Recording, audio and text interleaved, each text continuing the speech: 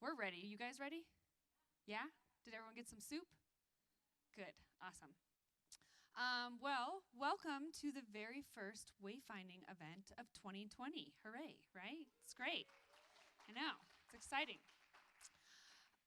So the Wayfinding series is the college's career focus speaker series, which we bring local creative professionals to campus to share a little bit about all the different kinds of twists and turns involved in reaching a successful creative life. I'm really happy to present this. I think most everyone knows me here, but I'm Gretchen, and I direct the Visiting Artist Program. And together with Nicole Dale, our Director of Career and Alumni Services, we have really had the honor to offer this series for you all. And we have great things continuing with the series for the whole spring. But it's fantastic to start by focusing on our very own faculty and staff, who are all artists in their own right, which makes RMCAD really special, I think, and is a great part of your education. So it's a great way to kick off 2020 by looking at these folks, and we're lucky to have our very own Dean of Students, Rob Fladry, is going to be leading our conversation today about collaboration in the studio. So let's give it up for these guys, and I'll let Rob take it from there. Thanks, Gretchen. Spotlight. Awesome. For those of you who don't know, I'm Rob Fladry. I'm the Dean of Students. I've been at RMCAD for about 8 years now. I've been a practicing designer, artist, filmmaker, musician, pet lover, shoe collector for about 23 years professionally. Weird that some of you aren't that old yet. Everyone on this stage is old except for Jay, who just had a birthday yesterday. So happy birthday, Jay. We are here to talk about collaboration, which is really just having fun in the studio. Before I give you some background, I'd like to introduce everyone. Matt Harris, Head of Fine Arts. That's Matt. Jay Hollick, Chair of Illustrative Design. Jim Ryman, Chair of Graphic Design and Photography. And Tobias Fike, all-around okay guy and Assistant Professor of Fine Arts and Foundations. All right, so collaboration is a weird subject in art school. Half of you are like, duh, we have to collaborate. Photographers must collaborate with models, assistants, etc. Filmmaking, animation, and game creation is a team sport like no other. You can't do it alone. Even the smallest productions have 3 or more people working on it. Designers sometimes work with others, sometimes only working in a locked room by themselves. Illustrators are the same way. Fine artists generally find themselves working solo. Matt and Toby are long-term collaborators. They first entered their holy matrimony in 2010. Jim, Jay, and I all went to the same grad school. Jay and I first collaborated on a show at the Atlantic Center for the Arts. The show was weird and had angel cats. Jim and I collaborated on a Star Wars themed show because we were both geeks at heart. Generally, collaboration starts from a shared love of something or to explore an idea that intrigues you or pisses you off. Sometimes you get guilted into collaborating by another friend and end up making a weird short film about a motorcycle riding chef that I'm not 100% sure what the point was. Yeah. I've worked solo for many years. I can tell you about some of those projects. I can most certainly tell you about the collaborations I've had, though, because they are the most fun I've had in the studio. I've been in a video art collective with Barry Jones called Flattery Plus Jones since 2005. I've been working with Aaron Hutchison in a group called Synesthesia since 2007. I had and still do have an art rock band called Art School Romance since 2004 that has a revolving cast of collaborators. I recently started a project called Trash Team with one of my best friends, and I had to put this in, multiple Grammy-winning music engineer, Josh Smith. See, these are things I remember the most and I'm most proud of. I can also tell you that I did an album cover for the band Widespread Panic, but I can't tell you what year that was. But I can tell you that in April of 2011, Jay and I tried to say the word zeitgeist in an artist talk about 25 times. See, it's about having fun. Collaboration is fun. Regardless of the way you work, I'd like you to think about the idea of collaboration and how it makes you work harder, smarter, and re-energizes your creativeness. Today, I'm going to ask some questions of our panel, and we will just have a discussion.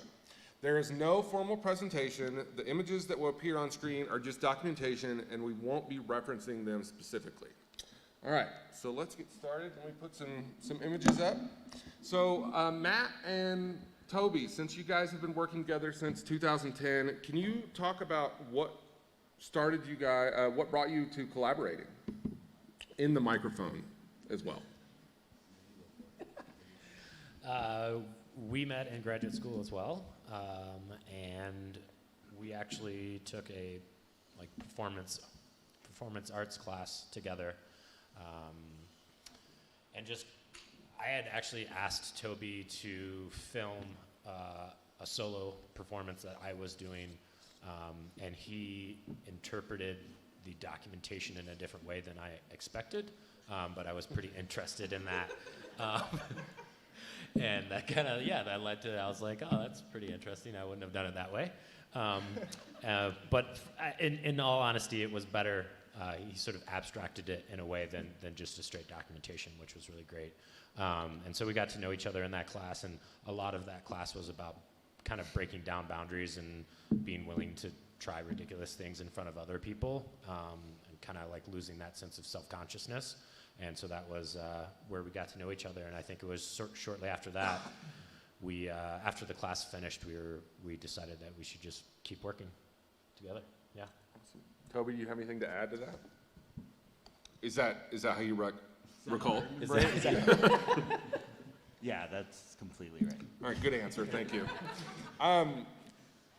Jim, you also have worked collaboratively both in your solo practice and as a larger whole. Can you talk about some of the ways that you have collaborated and how you got into that? Well, as a photographer, a lot of the things I do are collaborative, whether it be Darth Vader impersonators or professional wrestlers or models or actors. So it's a give and take between me working with the person and trying to make the best work out of it. Awesome. So this is a collective question, but I'll let Jay start. How do you leverage your strengths and the strengths of your collaborators into the microphone? Is this working? Oh. Leverage the strength of Your myself. Strengths, your strengths, and then the strengths of your collaborators. Can you repeat the question? Okay. So how do I leverage it? That's a good question. We work collaboratively. What are your strengths? My strengths. We didn't plan this. I didn't prep for this. So my strengths are as an illustrator and as kind of just an all-around drawer, thinker of like experiences, those kind of things. And so a lot of what I bring to the table is drawing. And with our project for the Atlantic Center for the Arts, that was a large portion of what I brought to the table. And then, leveraging your strengths is digital media and video. That was, we put it together and leveraged those strengths to create something larger. And how did you feel about coming out of your comfort zone, specifically working in video, working in performance? It's freeing. I think for me, being able to do something different to what I'm used to allowed me to kind of explore different ideas that I wasn't necessarily going to do within drawing or painting or anything like that. So a question for everybody else here. You all have your defined practice that you normally work in, whether it be photography for Jim. Do you feel that collaboration allows you to explore outside of that? And how would you elaborate on that process? Well, I think working with you, I started doing more video because of that. So sometimes you just get introduced to something that you don't normally do, and you end up having a lot of fun with it. And I've learned a lot more about video editing from doing stuff with Rob years ago, and it's fun. Toby, Matt, down there in matching shirts. I think for me, it's more about probably idea than material. So I try to utilize in my own practice a variety of ways of making, but ideas and concepts definitely I can explore a lot more through the collaboration with Matt specifically, but in collaborations in general. I'd say that there's, for me, there's a sense of permission to do something that I wouldn't do in my own practice. Having someone else to try something out with can give courage. Where when you're by yourself, it's easy to talk yourself out of really stupid ideas. But when you're with someone else, you actually see them through, and then they might actually become something. I did just tell my students that same thing, that what I like, especially with this collaboration, is that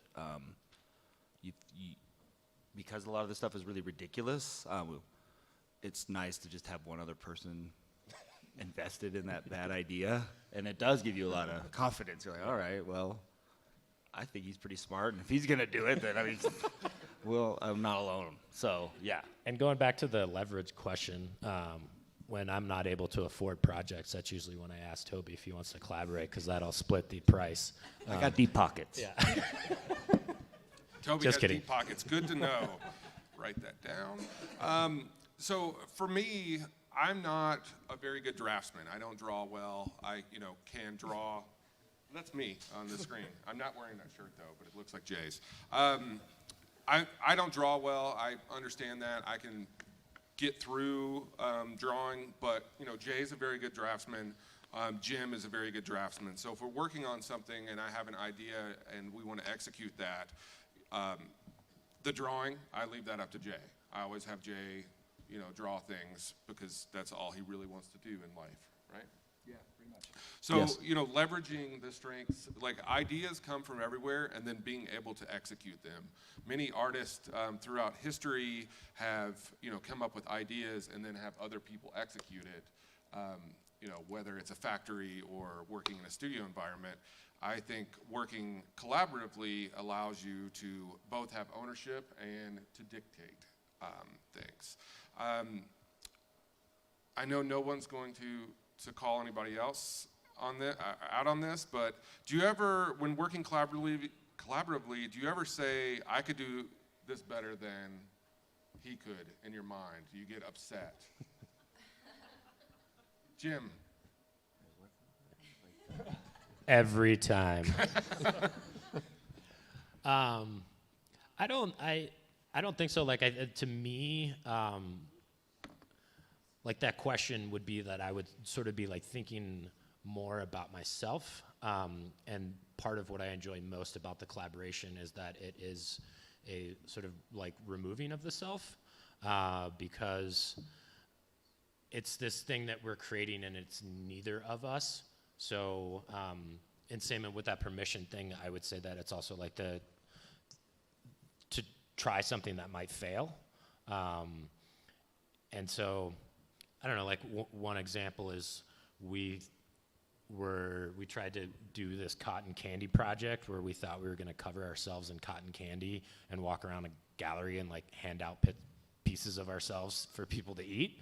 And so we bought a cotton candy machine and like practiced a bunch, but then the day of the exhibition we were in a stairwell because that was like the only place that we could stage it, and it was really hot, and so all the cotton candy was melting all over us, and we couldn't make it fast enough to like build up a suit of it. So I'm not sure if I actually remember what the question was, but that was a fun moment of trying something that I probably would have been like pretty down on myself if that had been a singular project that I was doing by myself. I would just be like, oh, I suck as an artist, like that totally didn't work. But because we sucked together, then it relieved the anxiety and pain a little bit. Just a little bit. Do you still have the cotton candy machine? We do. Yeah. It's not functional at the moment. Okay. Yeah. Well, We broke it when we were in the stairwell because we were putting sugar in it too fast. So Jim, the reason I pointed to you is I know that we were in an exhibition together, and there was 5 of us in this exhibition, and one of us maybe wasn't keeping up with. It wasn't me. It was not Jim. It was And it not was not me. Rob. So one person was falling behind. Can you talk about like how you embraced that and saw that through? Well, I think in general I'm pretty patient, but when it starts getting down to just about time for the opening, I know we were all kind of experiencing some frustration, but at the same time, it's a team project, and so we all chipped in and we managed to pull it off, even though we were just like, what's going on here? But we ended up, you just have to help each other out when you collaborate, and that's how things get done. So and this is a question that I put down here that I have an answer to, but I would like everyone else to kind of answer. Are late nights with a friend more rewarding than late nights with yourself? Jay? Yes. Yes. Yes. Yes. All right. We all have the same answer. Just checking. So what... Jay is embarrassed. So why I ask that is you work late hours in the studio. When you're working solo, you work late hours, you kind of go delusional, you're up all night. Working collaboratively in those late nights, you seem to feed off of each other. I have been in situations where Jay and I were working till 2, 3 in the morning on some video projects that normally would say, all right, well, I'll just finish this tomorrow, but we kind of push through it. How does that collaborative process, how do you get there, I guess is my question. How do you get there, Jay? Well, you get delusional together at that point, and you start throwing out ideas and trying different things out, and you're like, we should see this through. We should see what happens. And yeah, that's how you pull through. Yeah, do you, when working collaboratively, do you ever have a sense of, I don't want to let the other person down? I would say yes. I mean, just in terms of doing a collaborative work, you're building towards something, whether it's a deadline for an art exhibition or for, a client or whatever. You have deadlines to make, and so you have a responsibility. And you can see, and anybody can answer this, and you can see that collaboration helps you push through in areas where you may pause or may stop? Yeah, I would say that, even just Toby and I have been working together for about 10 years, and it sort of ebbs and flows. Some years we have a lot of projects, and some years we don't, but just the excitement of if we get an opportunity or a project to work together, we really look forward to, and in all honesty, we both have pretty full, busy lives, so by collaborating, that enables us to hang out while still making stuff, which is really nice. Yeah, I mean, the accountability for somebody else becomes important. I mean, it definitely can motivate you, or you just sort of rely on the other person, like when you're going through that like exhaustion or whatever that might be too. Well, you can do bigger, better projects too. I mean, And for Toby, you can go on vacation with your family in Florida while your collaborator And then he finishes does up the project. Yeah, and then you fly in time to perform. It works out well. Another thought on collaboration is, having, I don't know what that was. Having the combined budget is what Matt was saying, and being able to take money out of Toby's children's mouths. But also, being able to use resources, being able to use brain power. I think, we always heard that adage, two brains are better than one. I don't know what actually the quote is, so. 2 minds are better than one. 2 heads are better than one. Thanks for that collaboration, Jade. I know, RMCAD alumni. So, being able to sit in a room with your friends and just spitball ideas and come up with that. I think Jim and I have worked together, and we've just sat around and come up with ridiculous things that have turned into artwork. films. We have worked together on something called Sweet Fest. You want to talk about that and what that process is? Oh, sure. In Tampa, there was a film festival called Sweet Fest where people would remake famous movies really badly with no budget, and we were on the sort of the board for that, and we just had a lot of fun coming up with just ridiculous ways to remake famous movies, and it was a lot of fun. And you know, when you were talking about that, I also owned a production studio in Tampa, and one of my favorite things was sitting around with my partners when we have a project, and we just throw out ideas constantly to come up with concepts for the videos or the commercials. And like when I think back on that whole experience, that was some of my favorite parts, just sitting around going, oh, what if we did this? And building on each other's ideas. Yeah.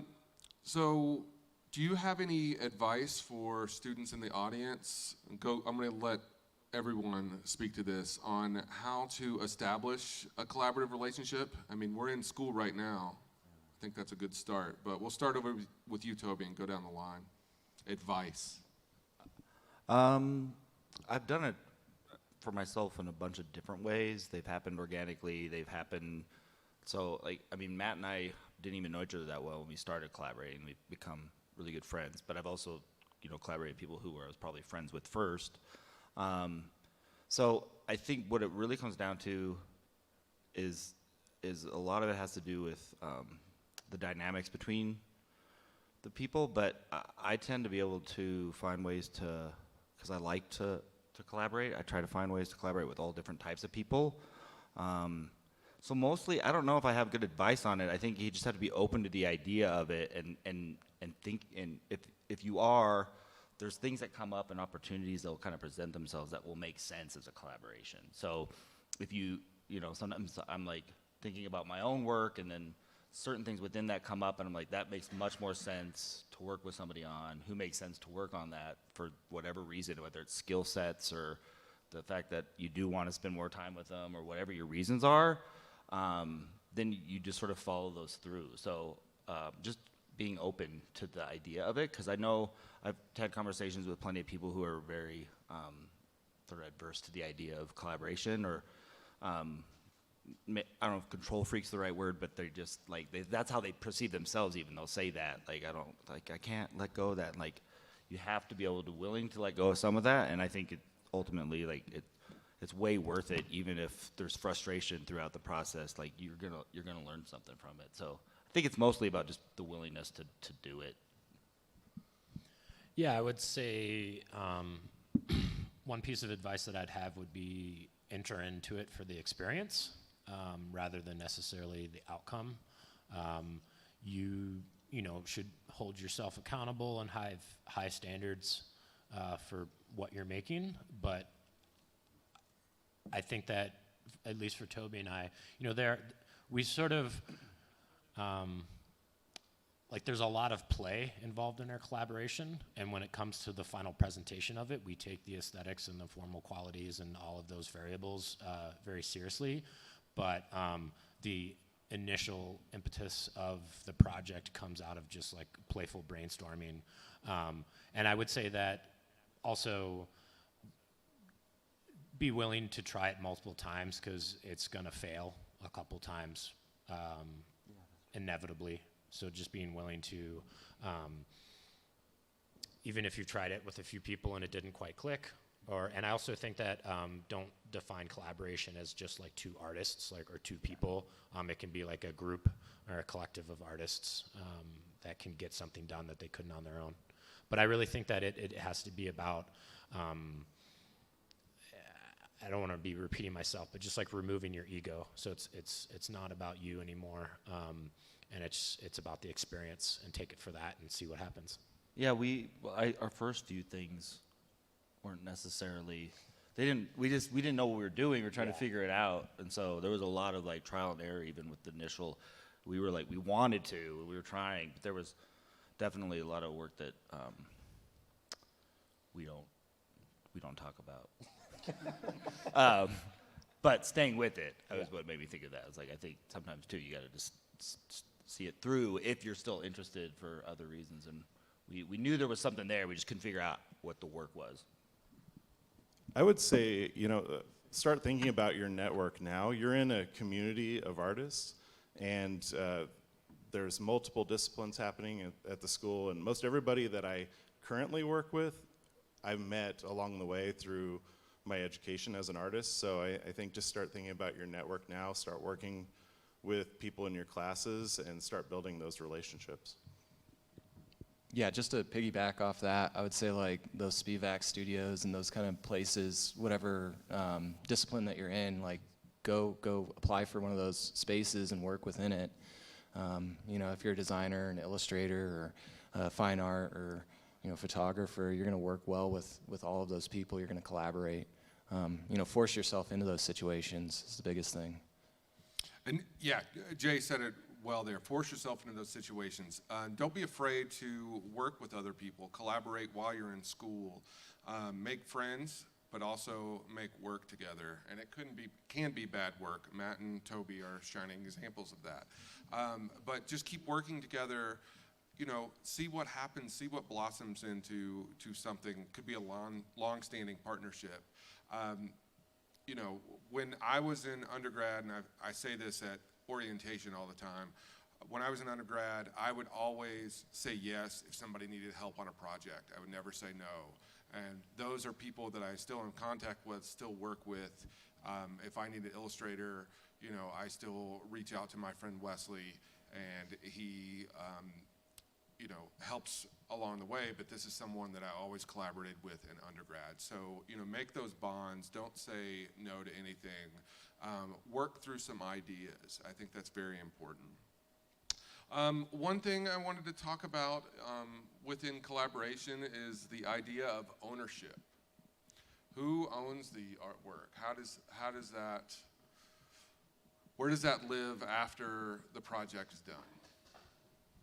Not everybody at the same time. For Toby and I, we see our collaboration as a third artist rather than an extension of one of our individual practices. So it is still, we collaboratively own it, I guess. Yeah. One thing, and the reason I ask about ownership and want to point out is, don't be afraid to show collaborative work in your portfolio. Don't be afraid to include that on your resume. Just make sure you credit everyone else. So, if Jim and I worked on a project together, I feel the ownership is shared, and I'll put it in my portfolio, but I also make sure to credit Jim Ryman. Like I said, some of you are in industries that are complete team sports, and you're going to have to work collaboratively. Some of you are more solo workers, but you should definitely be encouraged to work collaboratively. All right, I'm going to have one more question, and then we're going to open it up for questions. This is something I've always found intriguing with working collaboratively, is the ability to point fingers. So, and the reason I say that is working in a gallery environment, maybe something's not going right, and the curator will say, well, why isn't this not working? Well, Jay's not in the room. I always say, well, it's Jay's fault. So working collaboratively, you don't have to take ownership. You can just point at someone else. And it's generally Jay's fault, let me point that out. Yeah, normally it is. I'll take credit for that. So, in addition to successes collaboratively, failures are also a collaborative experience. And I think that maybe lessens the blow. Is there any truth behind that? Yeah, for sure. One time, I think Toby and I tried a project where I was supposed to be standing on his shoulders, and we just thought we'd be able to do that. Turns out we couldn't, but we practiced in his living room, and I fell on the floor and the couch a lot. So yeah, but wouldn't have tried that on my own. I don't know if you could have, because it's just you, but you need two people, right? To stand on someone's shoulders? Yes. Well, you need someone's shoulders. Absolutely. Ideally. So otherwise, you'd just be standing. I know. Anything else? Jim doesn't have an answer. All right, so we want to open it up for questions. If anybody has any questions. Will you guys please repeat the question into the microphone? Sure. Yes. So, Oh, actually, We're gonna repeat the. I forgot. Yeah, they're going to repeat it, Tim. Oh, she forgot her question. I'll ask one. oh, she's already forgot the question because of the microphone debacle. Any other questions? Oh, all right. She's got a question, then we'll go to Caleb. So what would you do in a situation, it's kind of a two-part question, if someone has too many ideas? Okay, stop right there. What would you do if someone has too many ideas? Next part. And then what would you do if somebody doesn't bring anything to the table? What would you do if someone doesn't bring anything to the table? Are you talking about group work in classes? Like I've been in collaboration, depending on who I'm with, I'm either the person who is over-controlling or I'm a workhorse and I give too much to the project. So I've been in situations where somebody doesn't bring anything to the table but is willing to do all the work for you in the collaboration, or the opposite situation where they have too many ideas and it's like, you gotta pick one. So what would you guys do in that kind of situation?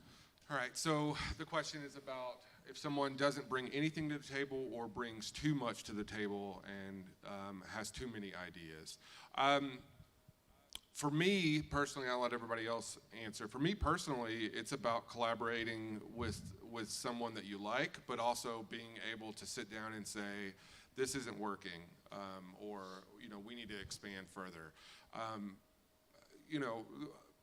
Jay likes to draw a lot. Jay can draw all day long and will sit in his room and draw all day long, but sometimes he needs some ideas because how many times can you draw unicorns? So, Cry to yourself.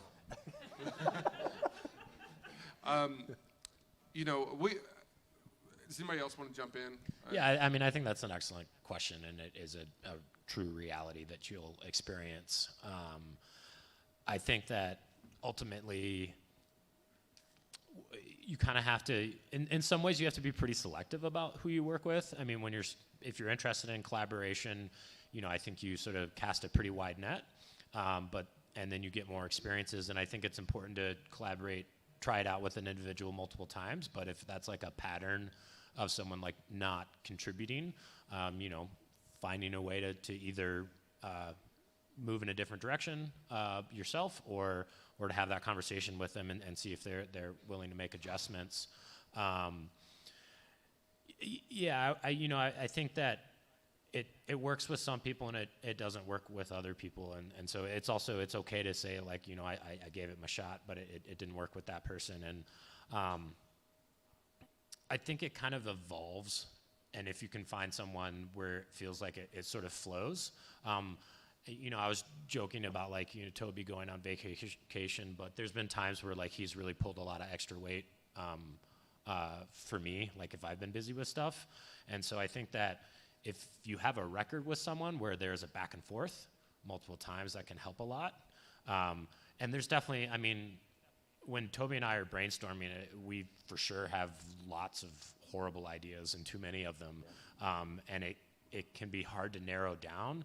I would say that it works best for us when we have a long, like if we have 3 months to figure a project out, we can like spend a month of it just sort of narrowing down what we're gonna do. When we have pretty short deadlines, that's when it's the most stressful because we have to commit to something and there's maybe not enough time for an idea to fully mature. So I think it's good to have too many ideas, but then it's, finding a way to naturally kind of like narrow that down. I will say it's easier to edit ideas. Like if you have too many ideas, that's not a problem. That's a good thing. I would say as well, if someone's not bringing enough to the table, it's kind of like a relationship. You have to have a honest conversation with that person. It's time to break up. If there's multiple people, like if there's the 5 of us sitting here and one of us doesn't pull our weight, I think the other 4 have to sit around and kick that person off the island. It's like Survivor. But I really think it comes down to if you enter into a collaborative experience with someone else, you have to be honest. And you know, if someone's not pulling their weight, you're gonna bring it up. You know, we're gonna go duke it out back, and you know, cage match. They're all learning opportunities, right? Like, you know, you get to learn who you work well with and who you don't, and the type of people that you work well with and the type of people that you don't. Sometimes you don't get a choice on the group, and that in and of itself is a learning opportunity, you know? But I think, you know, you carry that forward, and then you don't work with that person, and you find people in other groups that you think you work really well with, and develop those relationships. It's about being able to be honest and listen and communicate. Go for it, Toby. I was also I was just gonna add in the collaboration. Everybody thinks they're doing all the work in a collaboration. So also step back and just make sure that like you aren't just thinking you're doing all the work and the other person isn't, right? I mean, you can tell it. I don't focus too much on that. I just want it done and well. And Let Matt do I'm everything. paranoid that Matt will do too much. So like I'm gladly doing a lot, because I always feel like I don't know where the half really is, right? So I'd rather err on too much. So I think too, just don't forget, like they might be thinking they're doing all the work too. Yeah, and I would say that every situation is different. So if it's like a two-person collaboration, like that has a specific dynamic. If it's a collective, that has a different dynamic. And then each project has its own hurdles to overcome. So yeah, I mean, I think being able to respond to it situationally can help. One more last thing for this is entering a collaboration with someone, tensions are going to be high. You're going to get mad at someone. You're going to maybe say things that you don't mean, throw things. Just make sure entering into this, you know, partnership that you will be under the understanding that tensions are going to be high. You're going to get upset, but maybe you don't mean it. So, you know, don't enter into a situation with someone who, you know, not everyone's going to get their feelings hurt, but you just have that understanding. If I don't feed Matt, he gets really cranky. Like I never stop to eat. That's why I like collaborating with him, though, is because I actually eat. But you have to feed him. Caleb, do you have True. a question?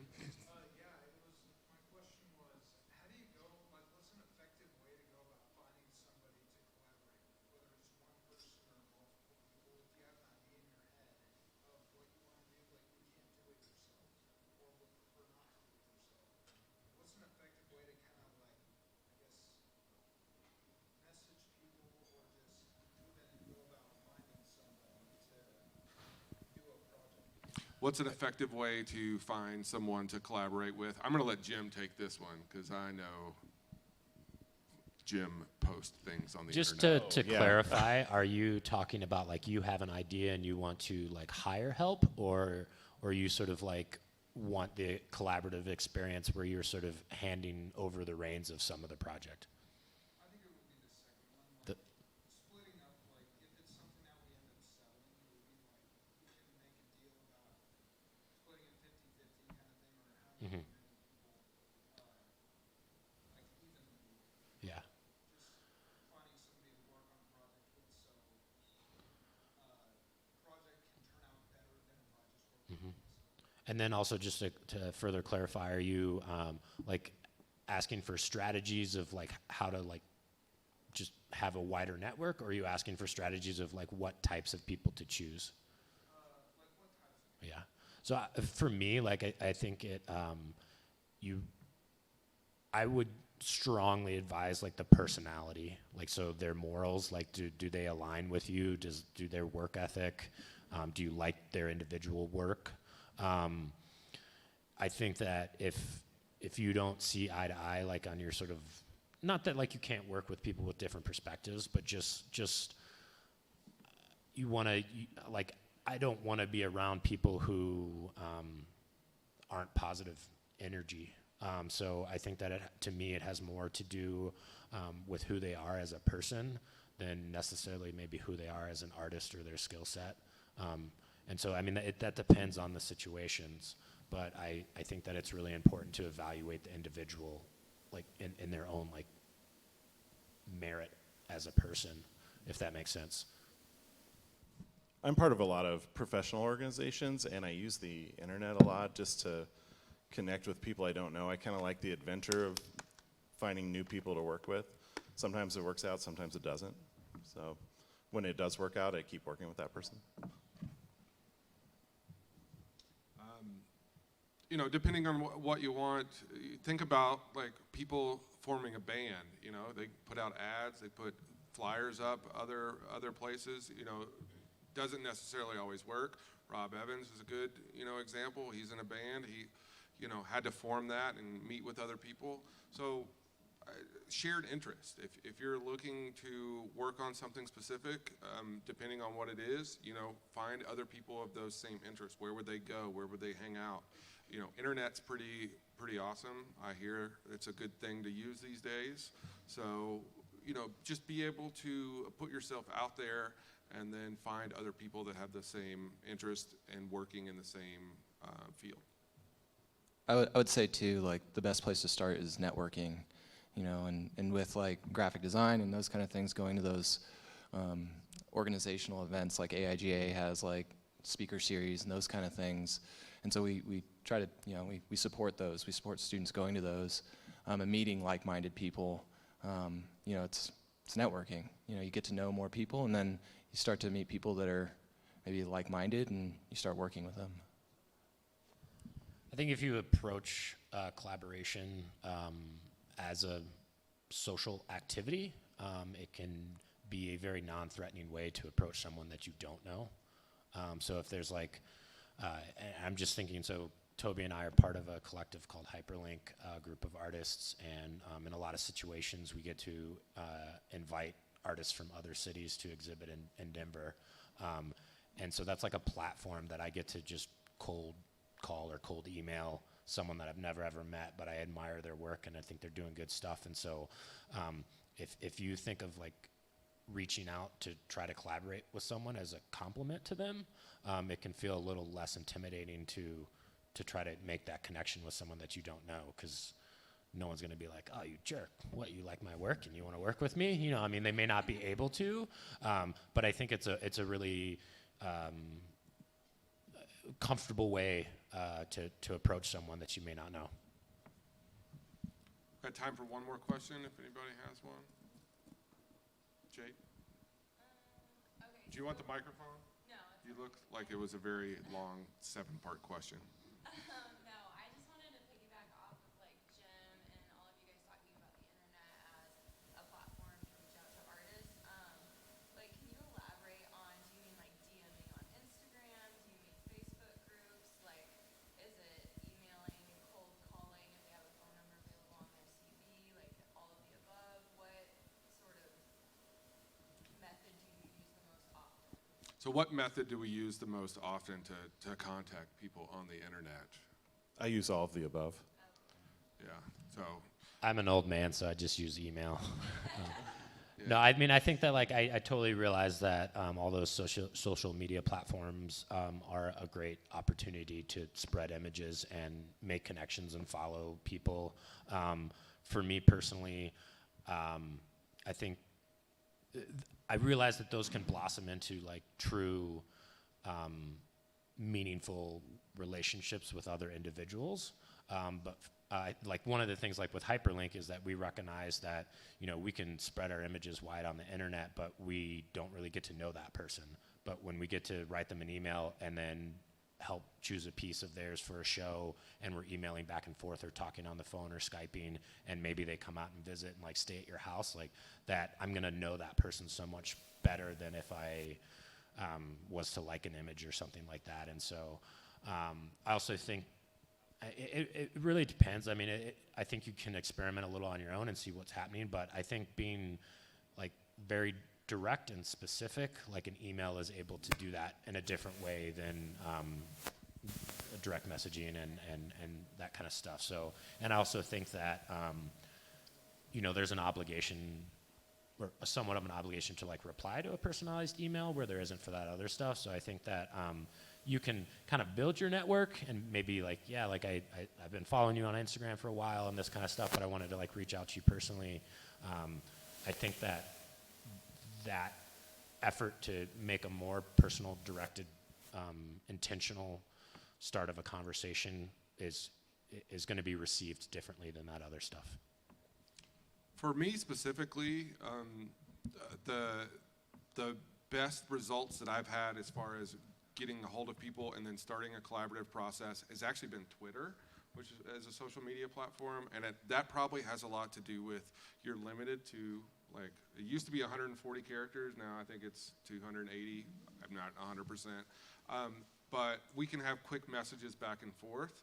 I've reached out to some other video performance artists, and we worked on things together, and then ended up, I ended up traveling to Baltimore to work with someone because of that, and it all started through Twitter. So Twitter is my method of choice for contacting other people. Facebook is more of a weird personal kind of situation, and it's for your grandmother apparently, or my mom. But also, that's more of a closed network. Twitter is pretty wide open, and then that short conversations seem to, people can just answer pretty quickly. Instagram, it's about images, then you have to like slide into the DMs is what they say. And that just seems like a weird thing. People send me direct messages on Instagram, and I don't see them. So I think that may be my notification settings, but I don't check them for like 6 weeks. So Twitter's where I'm at. And people send me emails and also send me tweets. The tweets get responded to, and the emails, because you write too much in email. People like over word vomit, and emails is where Twitter is real short and sweet and to the point, and you can go back and forth. So that's just my personal preference. I will say, just to piggyback off of the hyperlink and emailing somebody as a group has helped.